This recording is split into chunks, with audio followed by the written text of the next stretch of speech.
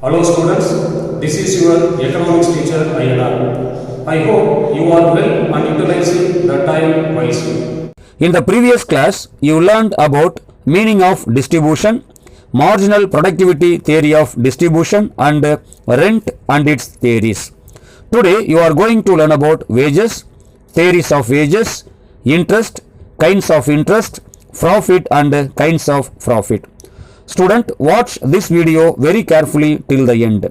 Fine, let us enter into the topics. First, we will discuss meaning of wages and its theories. Students, take the page number 128. Wages. Wages are the reward for labor. Wages are a payment for the service of labor, whether intellectual or physical. Wages may be paid daily, weekly, monthly and yearly, and partly at the end of the year in the form of bonus. Meaning of wages. Wages is the price paid to the laborer for the service rendered. Next, kinds of wages. Nominal wages or money wages. Nominal wages are referred to the wages paid in terms of money. Money wages are also known as nominal wages. Second, real wages. Real wages are the wages paid in terms of goods and services. Hence, real wages are the purchasing power of money wages. Real wages refers to the commodity and services which the money wages command. They depends mainly on the purchasing power of money, which in turn depends upon the price level. The standard of living of worker in a country depends upon the real wages. Further, a farm worker may get low money wages, but if he gets free board and lodging, we must take that also into account while considering the real wages. Third, piece wages. Wages that are paid on the basis of quantum of work done. Fourth, time wages. Wages that are paid on the basis of the amount of time that the worker works. Next, theories of wages. First, wage fund theory of wages. This theory was first propounded by Adam Smith, but the credit goes to J.S. Mill, who perfected this theory. According to Mill, every employer will keep a given amount of capital for payment to the workers. It is known as wage fund. It is fixed and constant. Wages depends directly upon the fund and inversely with the number of laborers employed. The average wage of a worker can be calculated by using the formula. Average wage per worker is equal to total wage fund divided by number of workers. If the number of worker increases, the wage per worker would fall and vice versa. In short, according to wage fund theory, wages depends upon the proportion between population and capital.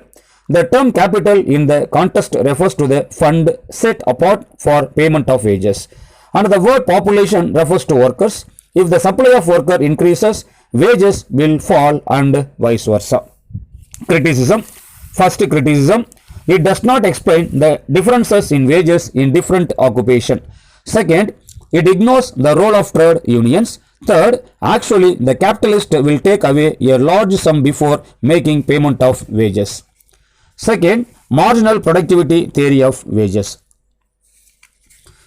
Marginal productivity theory of wages is only an application of the marginal productivity theory of distribution, which is a general theory of distribution. The theory explains how wages are determined under conditions of perfect competition. According to the marginal productivity theory of wages will be equal to the value of the marginal product of laborer. As an employer goes on employing more and more units of labor, its marginal product will fall because of the law of diminishing marginal returns. So, he will employ labor up to the point where the wages he pays are equal to the value of the marginal product of laborer. All units are assumed to be uniform. So, the productivity of the marginal unit of labor determines the rate at which wages are to be paid to all units of labor. Here, the applications of general theory of distribution to wage fixation is the marginal productivity theory of wages. According to the theory of wages are determined by the marginal productivity theory of laborers and equal to it at the point of equilibrium. Under perfect competition, wage is paid equal to marginal product of labor. Wages is equal to marginal product labor but in real world where there is imperfect competition, there is exploitations of labor and wages is less than the MPL. Secondly, you are going to learn about interest. Generally speaking, interest is a payment made by the borrower to the lenders for the money borrowed. Interest is the price paid for the use of capital. This is net interest or pure interest. A good examples of pure interest is the interest we get on some government securities. It may be regarded as net interest. Cross interest includes besides net interest other things such as reward for risk, remuneration for inconvenience and payment for services. Thus, cross interest covers trade risk and personal risk. For example, when a moneylender lends money to an Indian farmer, he charges high rate of interest because there is the risk of non-payment of the amount borrowed. There are trade risk and personal risk. Generally, people prefer to have a cash balance. This is known as liquidity preference. When you lend money to someone, you cannot get it for some time, and that is inconvenience. So to compensate it, one must be paid some extra income. So cross interest includes compensation for all the above things besides net interest. Meaning, interest is the reward paid by the borrower to the lender for the use of capital. Next, kinds of interest. Cross interest and net interest. Cross interest is the total interest amount received by creator from debtors. Cross interest is equal to net interest plus reward for inconvenience plus insurance against risk of non-repayments plus payment for service of debt management. Net interest. Net interest is only a part of the cross interest. It is the payment for use of capital only. A good example for net interest is the interest payable for government securities. Finally, we will discuss profits and its kinds. Profits are the reward for organization or entrepreneurship. Risk taking and uncertainty bearing are the main functions of an entrepreneur. So we may consider the profit as the reward for the above functions. The entrepreneur coordinates all the other three factors: land, labor and capital of production. Entrepreneur is reward for his service in the form of profit. Meaning of profit. Profit is a return to the entrepreneur for the use of his entrepreneurial ability. It is the net income of the organizer.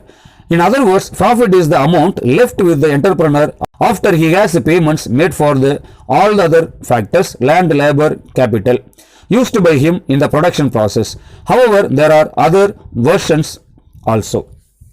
Gross profit. Generally, when we speak of profit, we refer to the differences between the total expenses of producing a good and the total revenue from it. But this is gross profit. Gross profit and net profit. Gross profit includes, besides net profit, other things such as the interest on capital, rent of land, ways of management and some extra income on account of the monopoly positions of your firm. It also includes some change gains, windfall profit. While considering net profit or pure profit, we have to deduct all the above things from gross profit. Net profit is the reward for risk taking and uncertainty bearing, which are the main functions of an entrepreneur. The monopolistic is the sole seller of a commodity for which there are no substitutes, as he controls the supply. It is possible for him to make huge profits, and this is known as monopoly profit. Kinds of profit. First, monopoly profit. Profit earned by the firm because of its monopoly control. Second, windfall profit. Sometimes profit arises due to changes in price level. Profit is due to unforeseen factors. Third, profits as functional reward. Just like rent, wages and interest, profit is earned by the entrepreneur for his function. That's all for today. We will continue in the next class. Finish the assignment by clicking the link below.